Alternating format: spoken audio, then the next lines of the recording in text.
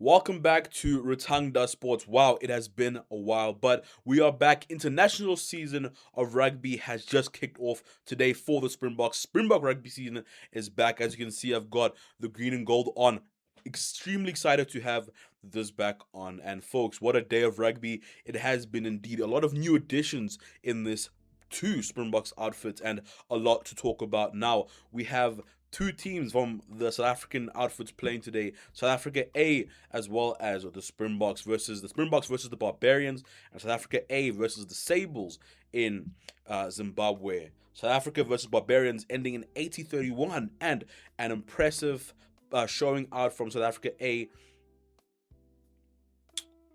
Why is it so difficult? Why is it so difficult? Okay, we're gonna go again. 3, 2, 1.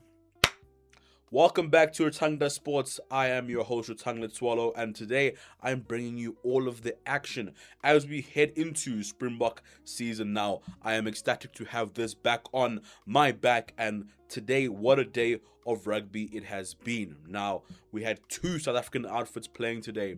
South Africa A versus Zimbabwe, as well as the Springboks versus the Barbarians. South Africa A winning in a emphatic fashion in a 40-0 victory against Zimbabwe, and South Africa as in an equal emphatic fashion against the Barbarians, winning 80-31. There is so much to cover. I'm going to tell you who I think were the best 15 players out of the two South African outfits. Now, stick around, make sure that you like this video, subscribe to the channel, and if you love rugby content, make sure that you stick around. Now, both of these games heading into Gqeberha in East London. These games were kind of not really spoken about too much unless you really follow rugby, but they really showed us a lot. Now, some players really held their hand up, and some players I think let themselves down really. Now, the South Africa A game against Zimbabwe opened the day off, and I mean, what a way to open off the weekend. Now, so many new faces in this outfit. I mean, players like Siposetu in the hooker, getting his first run out here. What you call it, Manu Chituka. We had Pepsi Buthelezi, who we haven't seen in a while. We had Lucanio who we haven't seen in a while. We had the halfback pairings in Hashim Pete and Yakin Ahmed.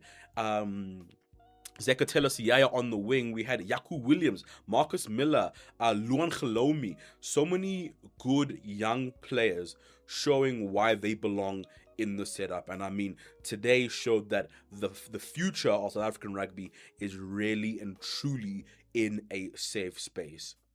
And then as well, going into the Barbarian South Africa game, the 80-31 scoreline as well. A lot of plays making some of their first team appearances. For example, Andre Fenter, Riley Norton, another young buck who really put his hand up, and I was really impressed in.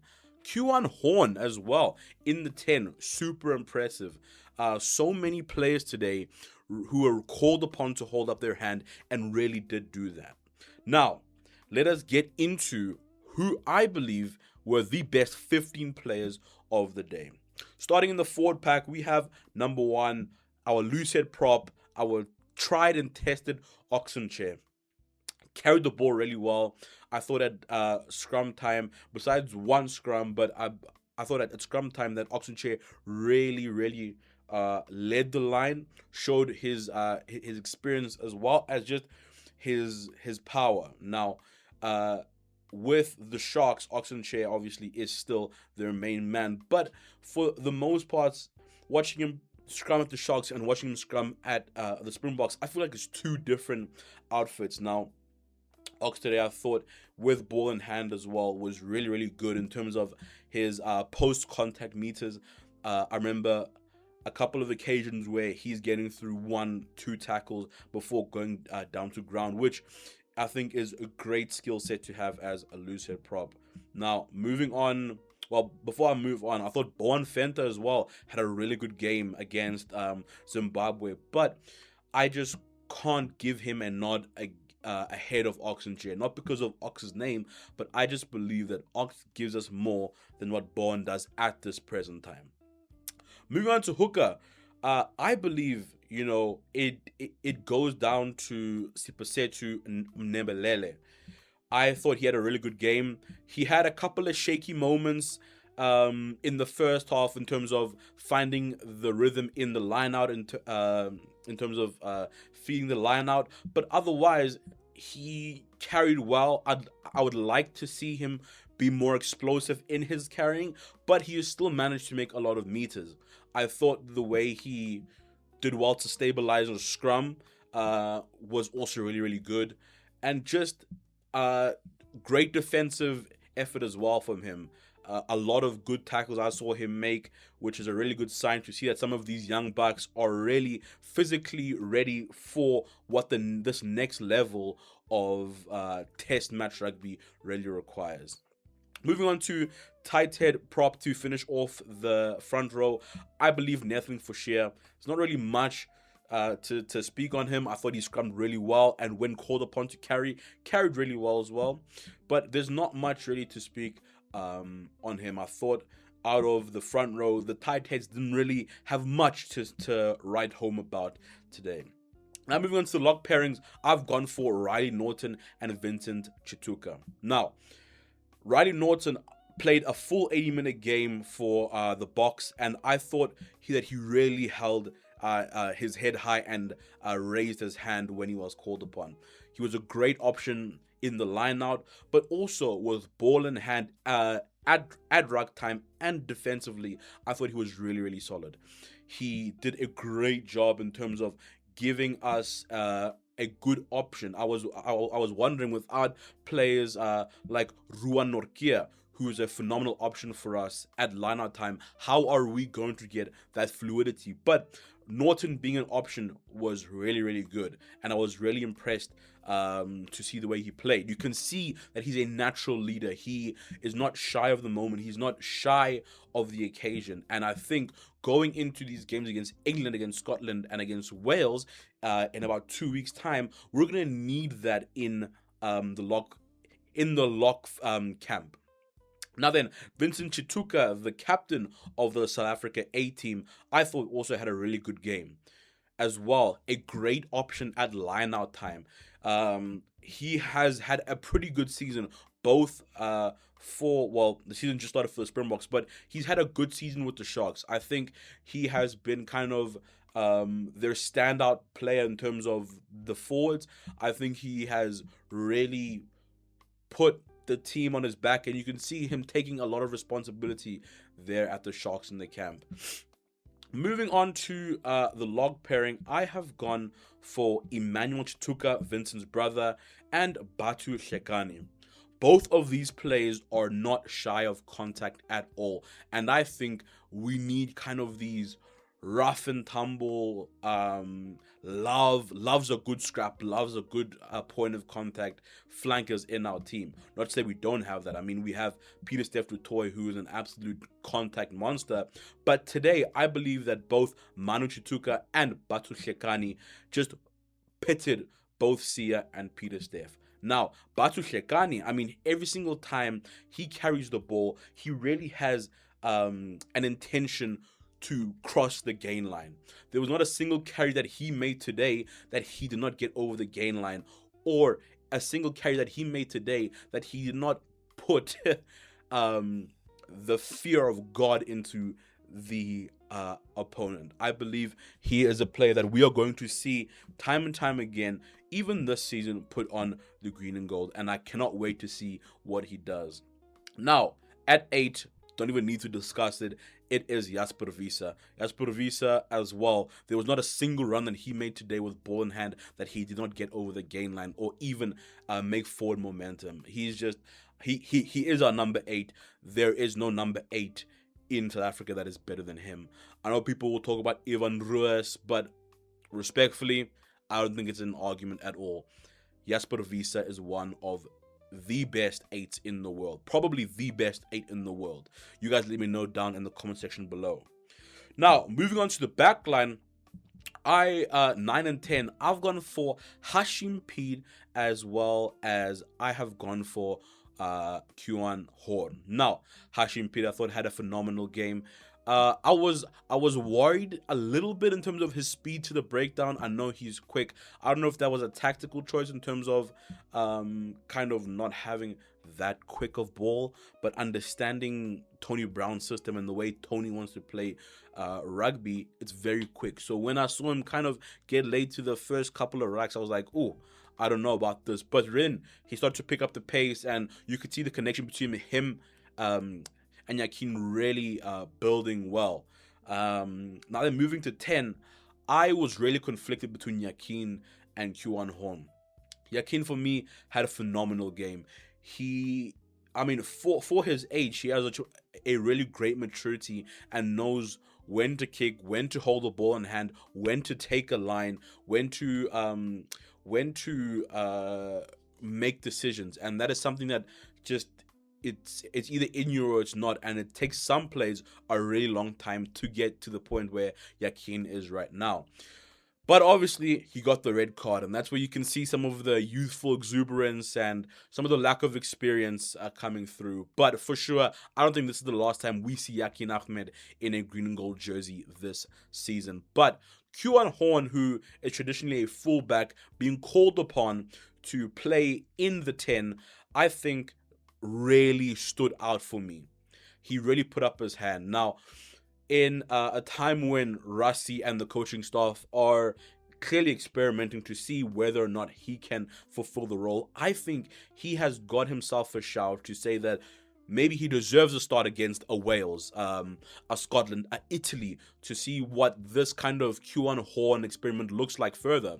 Because there was nothing he did wrong today, really. I think he also played a full 80 minutes. And in this Springbok squad that is like superstar studded, I don't think you can only just play your position. I mean, we see it, Damian Willems, we see it with Andre Esterhazen, we see it with Cheslin Colby being able to cover both wing and 15. We see it with so many players where, but what I was saying was South Africa is at a point now where it is not just good enough to be skilled in one facet. You have to be good at other parts of the game. It's like South Africa and Rassie are bringing back the utility back. Oh, so many backs in that. Rassie and the rest of the coaching staff are bringing back the idea of having a utility backline player. And I think Kuan Horn can differentiate himself in that aspect. Now, moving on to the wing pairings, I have gone for Edwil van der Merwe, got his hat-trick, as well as I've gone for Yaku Williams. I know it's not Cheslin Colby. I know, relax, chill out. But I've gone for Yaku Williams. Now, Edwil van der Merwe had a hat-trick. Phenomenal game from him. When he pins his ears back, I mean, he just goes. There's not many people who are better than him in terms of on the wing. As well as the high ball. You know, South Africa, I feel like we have this this breed of players that are just really good under the high ball. I mean, all of our wingers, Kurtley Orange, Cheslin Colby, Edwil van der Merwe, Ethan Hooker, Yaku Williams, I feel like they are all phenomenal under the high ball, and that is just down to just pure athleticism as well as phenomenal coaching. We can't take that away from the coaching staff and the work that they put in the background. Now, I was so conflicted. I wanted to put Siyaya in this team, but unfortunately going off with a massive knock to the face from friendly fire, Batu Shekani's leg swinging and hitting him flush on the jaw. I mean, seeing the size of Batu Shekani, you can see the effects. But I mean, Siyaya within the first minute and a half, within the first 10 minutes, was over the try line 3 times. Obviously, getting disallowed, but nonetheless, defensively as well, putting in some monster hits, some monster efforts in terms of getting back on defense, and his ability to read the game in broken play and when the game is super unstructured. I think it's a great asset that he has, which I don't think even some of our best wingers can read broken play as well as he does. I mean, he's been doing this all the way from time he was in grade 11 at Westfield Boys. I think Siyaya, Lord willing, and praying for a speedy recovery for him. I think we see him playing later on down the line in the green and gold this year already. I think he's that special of a player that you simply cannot leave him out of either the Springbok camps or even on the team sheet. Now, moving on to the center pairing, I've gone for Andre Esterhuizen as well as Marcus Miller.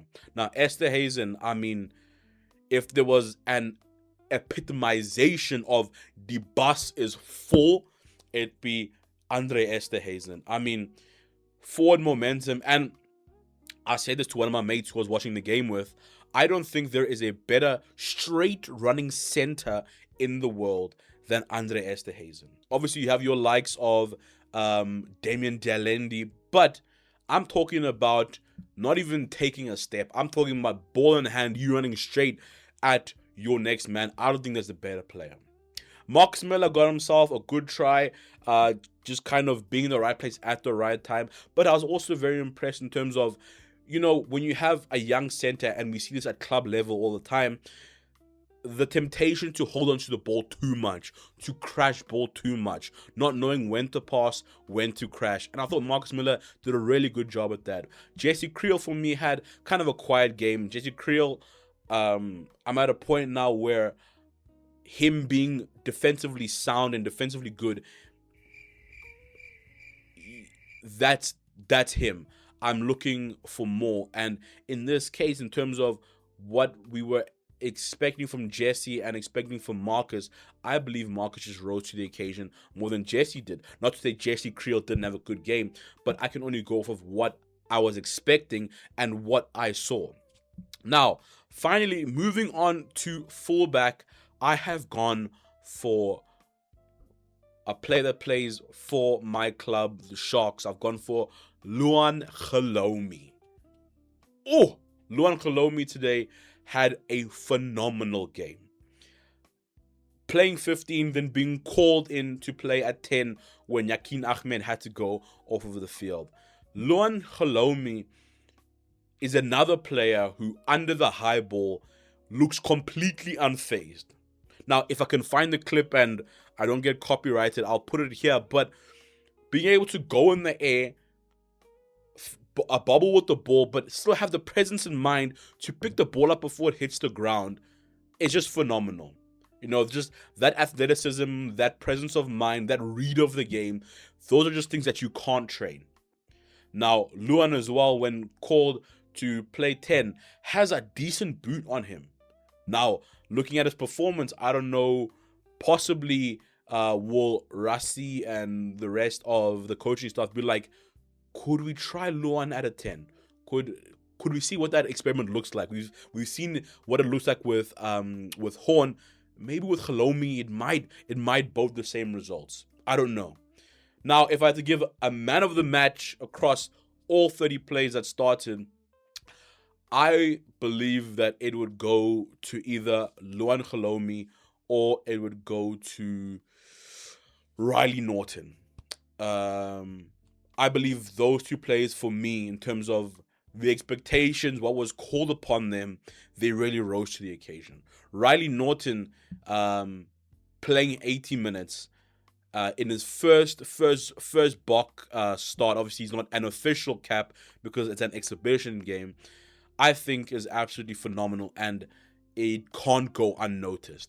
Same thing with Luan Khalomi, in being able to have that level of poise and that level of presence of mind to be able to operate as well as he did at 15, I think is just something that also cannot be looked past. So you guys let me know.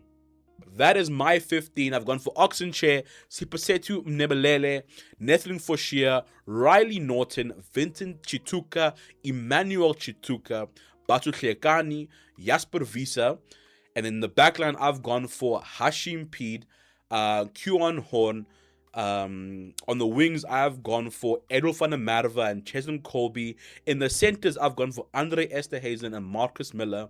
And at fullback, I've gone Ruan Khalomi. You guys let me know. Do you guys agree with my list?